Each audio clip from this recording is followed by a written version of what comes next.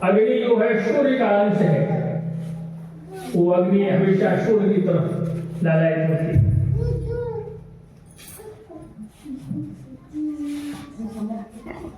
बच्चा होता है, छोटा बच्चा होता है, छोटा बच्चे को आप छोड़ दो भीड़ में तो वो हमें, आपने देखा होगा तालाबों में, नदियों में जहां मछलियां होती हैं, तो जब उनको पानी पीना होता है तो वो पानी ऐसे भर के ऐसे ऊपर, पानी के ऊपर छलांग मार करके ऐसे करती है। देखा वो छोटी छोटी बड़ी बड़ी मछलियों को, जब उनको पानी पीना होता है तो पानी से बाहर निकल के वो ऐसे पलटी मारती, तब वो पानी पी पाती। पलटी मारने का मतलब अपनी दिशा के विपरीत जो एक शहरी प्रक्रिया है, उसके विपरीत हमको चलना पड़ेगा, तब हमको वो पानी, वो अमृत मिलेगा। हमारी दिशा क्या है? हमारी दिशा है संसार की तरफ। हमारा जन्म हुआ, आंखें खुली, संसार को हमने देखना शुरू कर दिया, और जब से संसार को देखना शुरू किया है तभी से हमने उसको देखना भूल गए, क्योंकि वो इन आंखों का विषय नहीं है। शास्त्र कहते हैं कि माता के गर्भ में बच्चा उस ज्योति का ध्यान करता है, और उसी से बच्चे का मां के गर्भ में उसका विकास होता है और उसका जीवन सुरक्षित रहता है। लेकिन जैसे ही उसका जन्म होता है, बच्चे का जन्म होता है, तो सबसे पहले दाई माँ क्या करती है? आपने देखा होगा जानवरों के बच्चों की पाई जाती है, जानवरों के बच्चों की जीभ पीछे की तरफ पलटी हुई होती है, आदमी के बच्चे की भी होती है। तो सबसे पहले क्या काम किया है? उसके मुंह में हाथ डाल करके वो जीभ सीधी की जाती है, और जैसे ही वो जीभ सीधी होती है वैसे ही वो रोने लगता है। इसके पीछे वो कबीर जी का भजन भी है, माया ठगिनिया ने लूटा तू जाना नहीं ना, माया ठगिनिया ने लूटा तू जाना नहीं, पहला लूटा तुझे दीपक दिखाई दे। दीपक बच्चा छोटा होता है तो उसको रोशनी दिखाते हैं, वो बड़ा गौर से उस रोशनी को देखता है, टकटकी लगा करके ना। छोटे बच्चा और अगर रो रहा है उसको दीपक दिखाओ, रोशनी दिखाओगे। जब ये लाइट का आविष्कार नहीं था तब वही से चीजें होती थी, तो वो एकदम टकटकी लगा करके बच्चा उसको देखता है, क्योंकि वहां वो देख रहा था, लेकिन वो ये प्रकाश नहीं था, वो दूसरा था। पहला लूटा मुझे ज्योति दिखाई के, दीपक दिखाए के, परम प्रकाश मेरा छूटा तू जाना नहीं, परम प्रकाश तेरा छूटा तू जाना नहीं, माया ठगलिया ने लूटा तू जाना नहीं। दूसरा लूटा तुझे शहद चटाए का, बच्चा होता है तो उसको शहद चटाते हैं छोटे बच्चे को ना। तो जो अमृत पान की क्रिया जो वो करता था, जिससे अमृत पान की क्रिया के द्वारा वो सुरक्षित था, आनंदित था, उसका ध्यान लगा हुआ था, उस ज्योति का दर्शन कर रहा था, और जैसे ही वो छूटा तो क्या उसकी जगह पर शहद, बच्चे को शहद चटा ना। दूसरा लूटा तुझे शहद चटाए के, अमृत पान तेरा छूटा तू जाना नहीं, माया ठगनिया ने लूटा तू जाना नहीं। तीसरा लूटा तुझे थाली बजाएंगे, बच्चा रोता तो तू बजा सकते थाली या बर्तन जो ना, तो जैसे वो बजाते हैं वैसे वो चुप हो जाता है।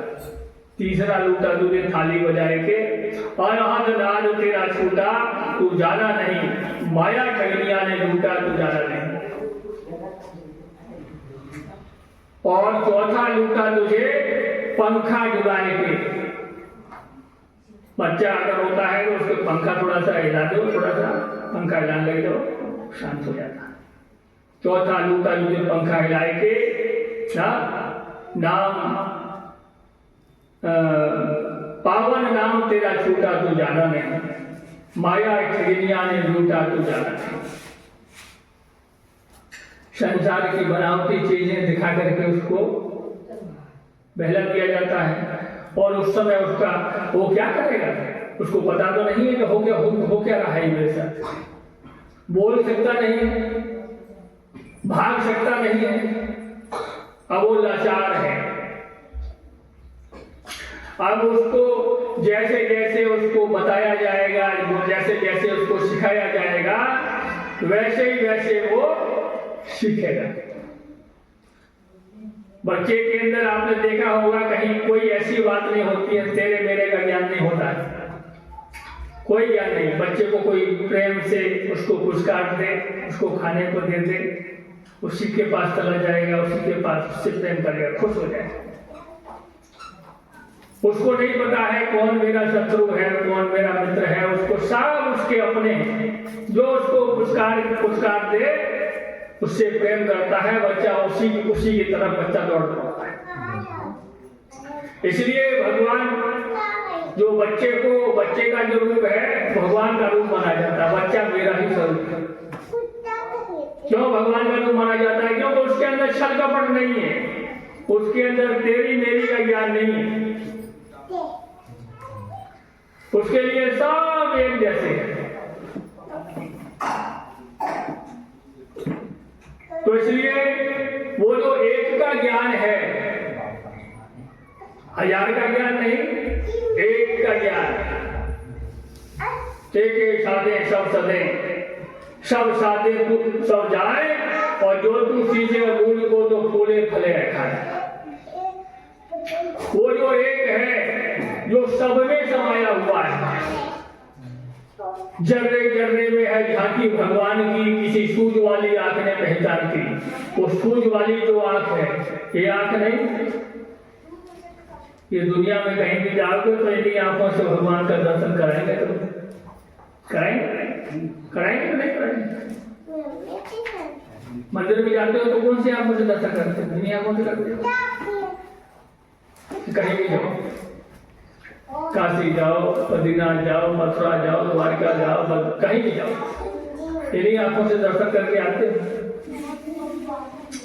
लेकिन गीता में भगवान कृष्ण कहते हैं अर्जुन इन आंखों से मेरा कोई दर्शन नहीं कर सकता है। वो गीता जानता भगवान जिसको हम भगवान कहते हैं, वो ये कह रहा है कि मेरा इन आंखों के द्वारा, चरण चक्षुओं के द्वारा मेरा कोई दर्शन नहीं कर सकता है। सोचने की, विचार करने की बात है। और विचार हमको इसलिए करना चाहिए क्योंकि हम मनुष्य हैं। भगवान ने सोचने विचारने की शक्ति हमको दिया है, बुद्धि दिया है। अब जब इन आंखों से दर्शन नहीं कर सकते हैं, अगर इन आंखों से दर्शन करने का भगवान का अगर बात होती तो कुरुक्षेत्र के मैदान में वो सब भगवान का दर्शन कर रहे थे। सही कोई समाधान निकला नहीं निकला। महाभारत हुआ, मार काट हुआ, निर्जन दर्शन हुआ। लेकिन भगवान ने जब अर्जुन को कहा कि तू मेरा इन नेत्रों के द्वारा मेरा दर्शन नहीं करता है, मैं खुद को बताने के लिए, दिखाने के लिए, मेरा ऐश्वर्य, मेरी शक्ति, मैं अपने वास्तविक रूप को दिखाने के लिए मैं तेरे को ज्ञान चक्षु देता हूँ, दिव्य नेत्र देता हूँ। उन दिव्य नेत्रों के द्वारा, ज्ञान चक्षुओं के द्वारा तू मेरी विराटता को देखेगा, मेरी व्यापकता को देखेगा। और जब भगवान ने अर्जुन को ज्ञान दिया तो वही अर्जुन कहता है, नष्टो मोह स्मृति लब्धा, हे प्रभु, हे कृष्ण, हे माधव, मेरा अज्ञान नष्ट हो गया है, मुझे मेरी स्मृति पुनः लौट आई है। अब आप जो कहेंगे वो मैं करूंगा। उससे पहले नहीं बोला था, उससे पहले बोला था मैं भीख मांग के खा लूंगा, अनेक प्रकार के तर्क कर रहा था। और वो तर्कों का समाधान करते करते 18 अध्याय की गीता बन गई। ऐसा करने से क्या होगा, वैसा करने से क्या होगा। और भगवान ने समाधान करते गए, लेकिन फिर भी वो मानने को राजी नहीं है। तब भगवान ने उसको कहा कि देख, तेरे अंदर शंकाएं उठती रहेंगी और तू प्रश्न पूछता रहेगा ना, क्योंकि मन है, मन तर्क करता है, बुद्धि तर्क करती है, एक तर्क दूसरे तर्क को काट देता है। तर्को प्रत्यक्षा श्रुतियों विभिन्ना, एक तरफ दूसरे तरफ को काट देता है। ये समाधान नहीं है। बात समाधान की होनी चाहिए। और जिस तर्क में समाधान नहीं है वो फिर तर्क नहीं है, वो कुतर्क हो जाता है। तो भगवान ने कहा कि देख, ये बातों का विषय नहीं है, तू जान सकता है, मैं जला सकता हूं। ये जानने का विषय है, बातों का विषय नहीं है। बातों का हो जाए तो अर्जुन संतुष्ट हो जाता है गीता से, लेकिन गीता से संतुष्ट नहीं हुआ। 18 अध्याय की गीता बन गई, प्रश्न उत्तरी करते करते संतुष्ट नहीं हुआ। भगवान ने कहा ये समाधान नहीं है, हमको समाधान खोजना चाहिए। बोले समाधान क्या है? बोला तू जान सकता है और मैं जान सकता हूं। क्या भगवान ने उसको ज्ञान दिया, उसके चर्म चक्षु बोले, वो ज्ञान चक्षु बोले, दिव्य बोला। और उसके द्वारा जब भगवान ने अपनी विराटता को दिखाया तो अर्जुन भयभीत हो गया, भयभीत होता है, त्रामान करता है, प्रभु आप अपना ये रूप को छुपा करके और मेरे सामने वो चतुर्भुज रूप ही आप दर्शन दीजिए। मैं इसको बर्दाश्त नहीं कर पा रहा हूं, मेरा शरीर जल रहा है। अब ऐसे मान लो जैसे तुम 0 वाट का बल्ब और ज्यादा पावर में लगा दो तो क्या होगा ना? तो क्या फिर हो जाएगा। तो ऐसे ही हमारी जो कैपेसिटी है, हमारी जो क्षमता है, हमको अपनी कैपेसिटी, अपनी योग्यता, अपनी क्षमता को बढ़ाना है। कैसे बढ़ाएंगे? तो उसके लिए गुरु महाराज जी रास्ता बताते हैं। भगवान ही गुरु का रूप धारण करते हैं। भगवान जो सद्गुरु महाराज होते हैं वो भगवान से अलग नहीं होते हैं, भगवान का दूसरा रूप होते हैं। जैसे सिक्के के 2 पहलू, एक तरफ अशोक का चिन्ह होता है, एक तरफ अंक का चिन्ह होता है। तो जो अंक है वो भगवान का, ईश्वर का प्रतीक है, विश्वात्मा का, शक्ति का। और जो अशोक का चिन्ह है वो रचना का प्रतीक है, वो सद्गुरु महाराज का प्रतीक है। वो हमको एक का ज्ञान देते हैं, अनेक का नहीं देते हैं। अनेक में तो लड़ाई झगड़ा है, जैसे आप तुम देख रहे हो सारा संसार में धर्म के पीछे लड़ाई हो रही है। मेरा धर्म छोटा, तेरा छोटा है, मेरा बड़ा है। तेरा गुरु, तेरा देवता, तेरा भगवान छोटा है, मेरा वाला बड़ा है।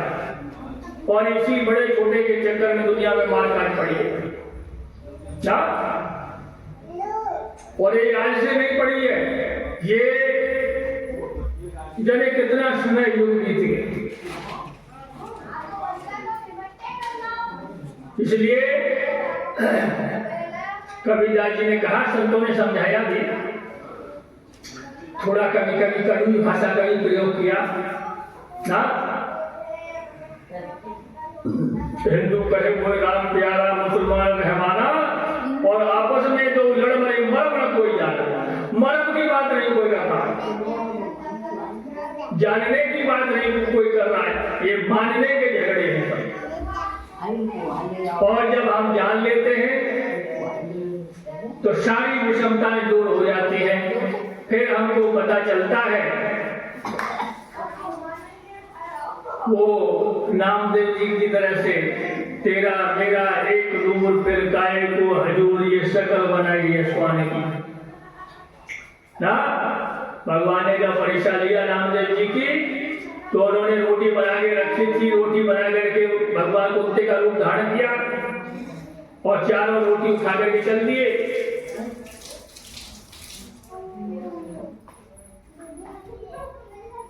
तो वहां पर रोटी उठा के चल दिए, तो एक बार को तो उनको लगा कि ये तो ले गया, मैंने तो भगवान को भोग भी नहीं लगा पाया।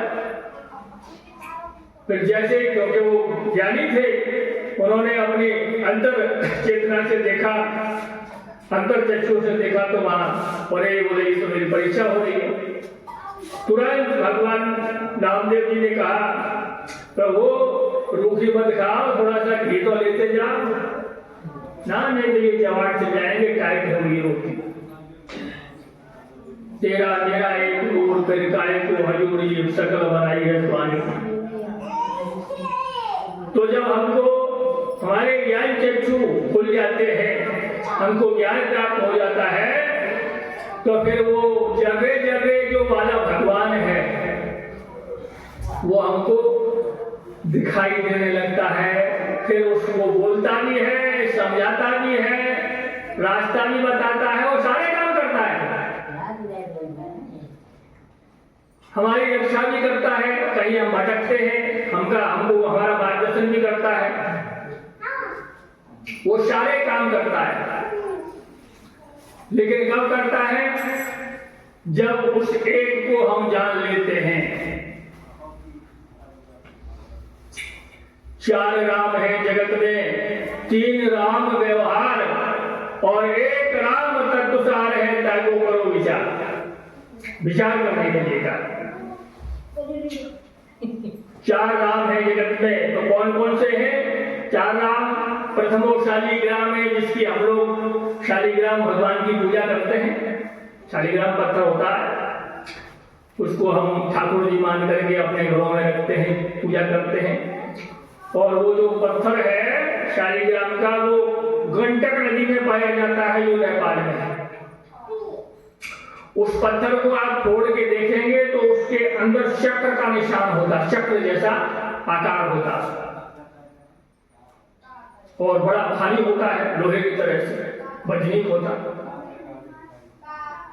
प्रथमो शालिग्राम है, दूजे परशुराम, दूसरे परशुराम जी हुए, जो भगवान विष्णु का अंश अवतार माने जाते थे। प्रथमो शालिग्राम है, दूजे परशुराम, और तीजे राजा राम है, जो दशरथ के पुत्र हुए, जिनको हम लोग मर्यादा पुरुषोत्तम कहते हैं।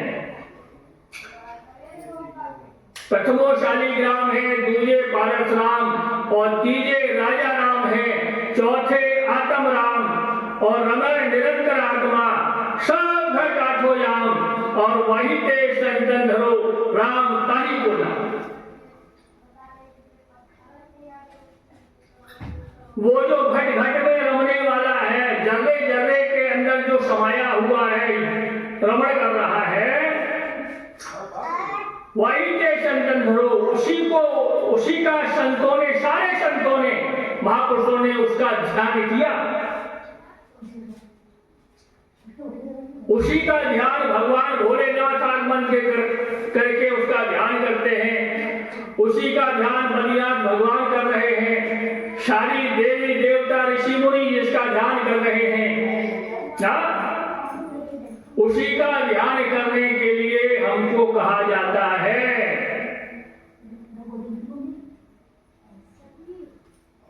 इन वालों से काम नहीं चलने वाला। ये व्यवहारिक हो सकते हैं, हमारे व्यवहारिक जीवन में इनसे हम शिक्षा ले सकते हैं, ये हमारे काम आ सकते हैं, लेकिन आंतरिक जीवन में नहीं। इससे हमारा कल्याण होने वाला नहीं।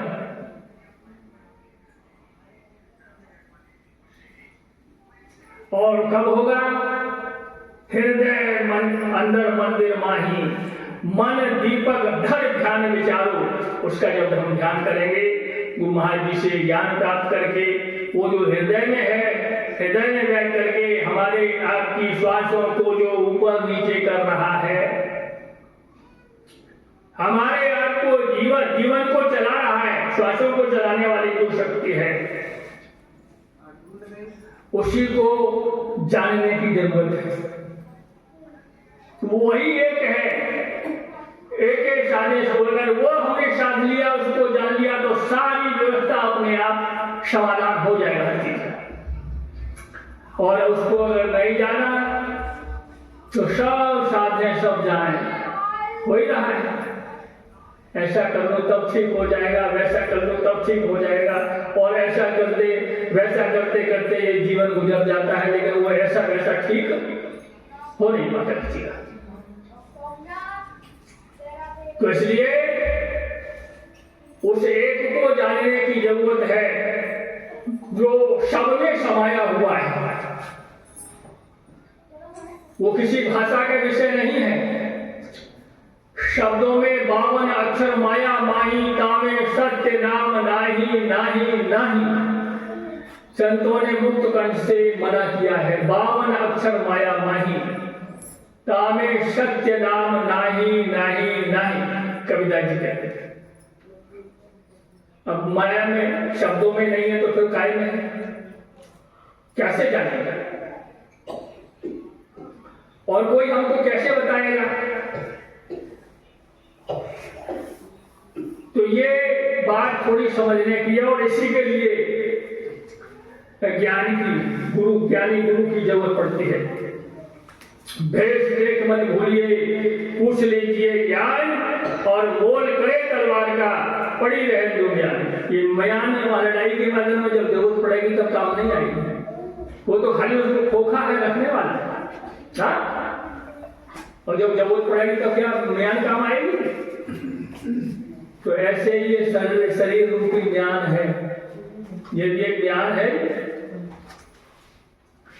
और इसमें जो रखा हुआ है, तभी तक इसकी ज्ञान की कीमत है, कदर है। और जैसे ही वो निकलेगी, फिर बात निकलेगी, वैसे ये जो कोका है उसका क्या करेंगे? फेंक देंगे अपने अपने मजबूरों के हिसाब से। कोई जला देगा, कोई गाड़ देगा, कोई पानी में फेंक देगा, कोई कुछ कर देगा, मिट्टी में मिला देगा, कोई मिला देगा। तो इसलिए हमको समय रहते जीवन पूछो, जीवन समझो, जीवन मुक्ति निवासा, और जो गुरु लोभी मन मुक्त कहे तो झूठा दे विश्वासा। कोई ये कहता है लगे तो बच्चा मुक्ति हो जाएगी मरने के बाद ही मुक्ति होगी। बड़ी आश्चर्य की बात है। पानी में अभी पीऊंगा, प्यास मेरी मरने के बाद में मिटेगी। खाना में अभी खाऊंगा, भूख मेरी मरने के बाद में मिटेगी। ये कैसा वो है? बोले तो अभी मिलना चाहिए ना, भूख, हम खाना खाते हैं, भूख नहीं मिटती है? मिटती है। पानी पीते हैं, प्यास बुझती है। तो ऐसे ही जब हम कोई काम कर रहे हैं तो उसका फल हमको मिलना चाहिए ना। कब मिलना चाहिए? अगले जन्म। मज्जन फल देखिए तत्काल उसका फल मिलेगा। पानी पियोगे तुरंत प्यास बुझेगी ना, भोजन करोगे भूख मिटेगी। मज्जन फल देखिए तत्काला, काक होए पिक बगो मराला, सोने आश्चर्य करे जन कोई, सत्संगत महिमा नहीं कोई।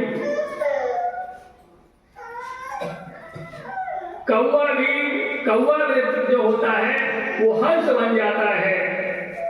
काक होए पिक बगो मराला,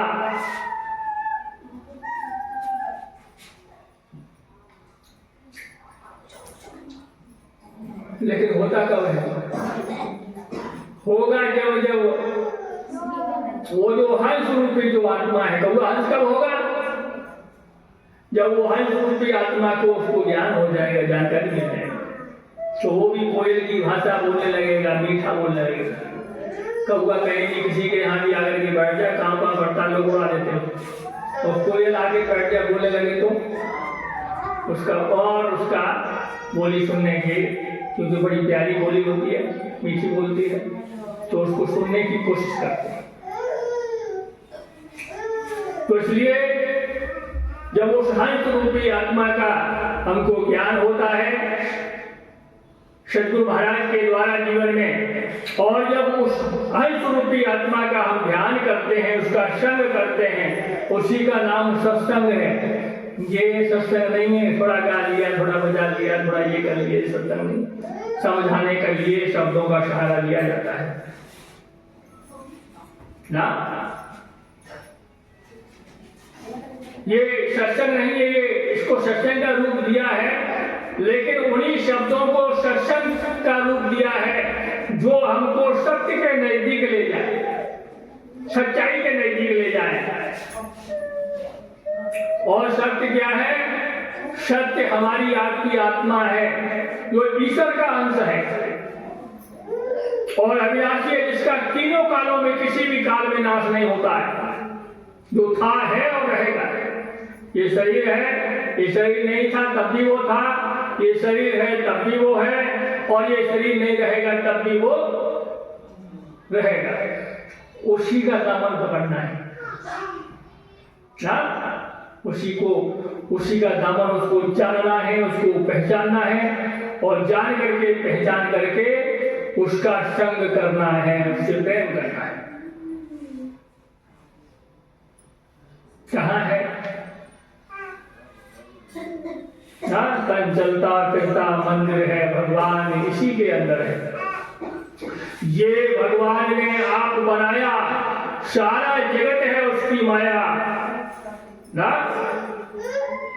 सब घट के बीच समंदर है, भगवान इसी के अंदर है। अब अंदर वाले की हमको तलाश नहीं, हमको बाहर वाले की तलाश। क्योंकि जब से हमारा जन्म हुआ, हमको बाहर की तरफ ही हमारा रुझान कर दिया दुनिया ना। थोड़े से बड़े हुए, फिर बाहर की तरफ। अब स्कूल में जाओ तो अब मंदिर में चलो तो ये पूजा करो, तो ऐसा कर लो, तो वैसा कर लो। बाहर की तरफ लोगों ने बता दिया, वैसा ही हम लोग कर रहे थे, हम भी वैसे ही कर रहे थे। लेकिन जब जीवन में सद्गुरु महाराज मिले, बहते थे, बह जाते थे, लोक वेद के साथ, लोक वेद की जो रीति रिवाज है उसमें हम भी बहे जा रहे थे, हम भी जा रहे थे, बहते थे, बह जाते थे, लोक वेद के साथ। पेड़े में सद्गुरु मिले, दीपक दीना हाथ, और दीपक दीना हाथ कर वस्तु दे रखाए, और कोट जन्म का पंथ था, फल में पहुंचा जाए। लोक और वेद की रीति रिवाजों के अनुसार हम भी चले जा रहे थे, हम भी कर रहे थे।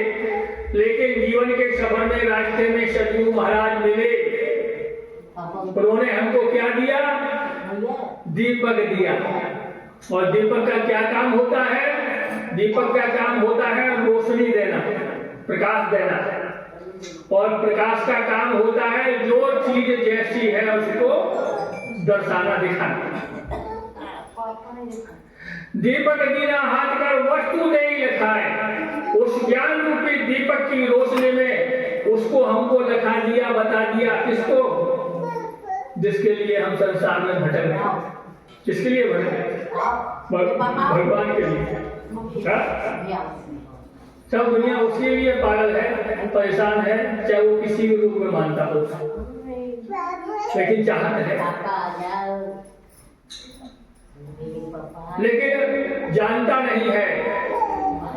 और जब उसको जीवन में गुरु महाराज जी मिलते हैं, ज्ञानी संत मिलते हैं, सदगुरु महाराज मिलते हैं, और जब वो ज्ञान का दीपक देकर के उसको अपने हृदय में ही उसको बता देते हैं, लिखा देते हैं, बाहर भटकने की जरूरत नहीं है।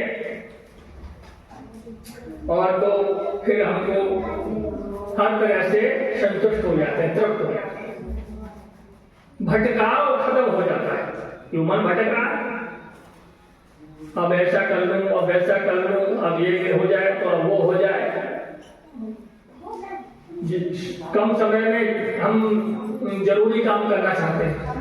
क्या जवानी में लोग बोलते हैं, सियाने लोग बोलते हैं, बुजुर्ग लोग जवान लोगों को, हमको भी बोलते थे कि कमाने खाने की उम्र है, कुछ कर ले, फिर आगे कुछ नहीं हो पाएगा। इसका मतलब हर चीज का एक समय होता है, उस समय हम वो कर सकते हैं, और समय निकल जाने पर अब पछताए हो गया जो चिड़िया चुन गई थे। एक दादाजी थे, उनको उपदेश हुआ, उत्तराखंड के नैनीताल के हैं। तो वो एक दिन कहने लगे, बोला महात्मा जी थोड़ा देर हो गई, काश ये रास्ता, ये ज्ञान मेरे को थोड़ा पहले मिला होता, जब मेरा शरीर ठीक था, मैं भजन कर सकता था, साधना कर सकता था बैठ करके। काश ये रास्ता मेरे को तब मिलता, लेकिन अब पछताने से क्या होगा? अब पछताए हो कहने चिड़िया चुन गई थी। तो इसलिए हर चीज का एक निश्चित समय होता है। हम सोचते हैं बुढ़ापे में जरूरी काम है, अब ये जिम्मेवारी, बाल बच्चे छोटे छोटे हैं, इनकी शादी विवाह कर लो, फिर बुढ़ापे में भजन करेंगे, भक्ति करेंगे, बुढ़ापे में करेंगे। बुढ़ापे में भक्ति नहीं होगी, बुढ़ापे में भजन नहीं होगा। क्या भजन होगा हम बताएं? बुढ़ापे में होगा। देखो आपको कहीं एक अम्मा मिली थी, अभी सत्संग करके आए हो, तो बोल रहे कि महात्मा जी बैठ जाओ तो उठा नहीं जाता है, ये घुटने दर्द करते हैं, कमर दर्द करती है, ना पीठ दर्द करती है, सारे जोड़ दर्द करते हैं।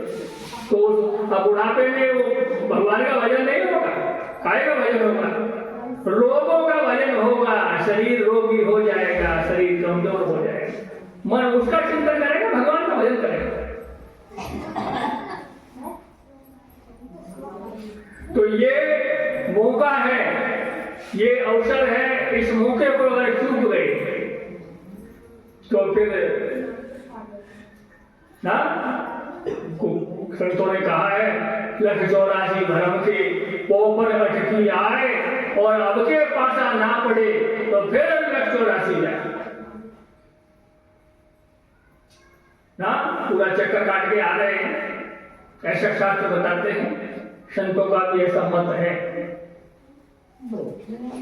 तो पूरा चक्कर काट के हम आ रहे हैं, और यहाँ पड़ाव पर आ गए, ठीक पड़ाव पर, और यहाँ अगर दरवाजे में अंदर नहीं घुसे,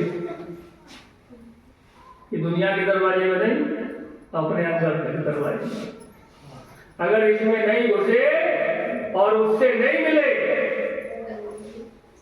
तो फिर कोई चक्कर लगेगा, और उसमें हमको कोई ये कहने नहीं जाएगा कि चलो भैया हाँ फलाने जी के यहाँ सत्संग हो रहा है, परमात्मा जी आए हैं, कथा हो रही है, भगवान की चर्चा हो रही है, कोई न्योता देने जाता है जानवरों को? गाय को न्योता देने जाता है, गाय का दूध अमृत बताया जाता है, गाय को न्योता देते हैं सत्संग का? गाय को माता मानते हैं हमारी हिंदू संस्कृति में, और गाय के दूध को माँ के दूध की उपमा दी जाती है, लेकिन फिर भी गाय को हम न्योता नहीं देते। क्यों नहीं देते? कि वो शरीरों में ये संभावना नहीं है कि वो भजन कर सके।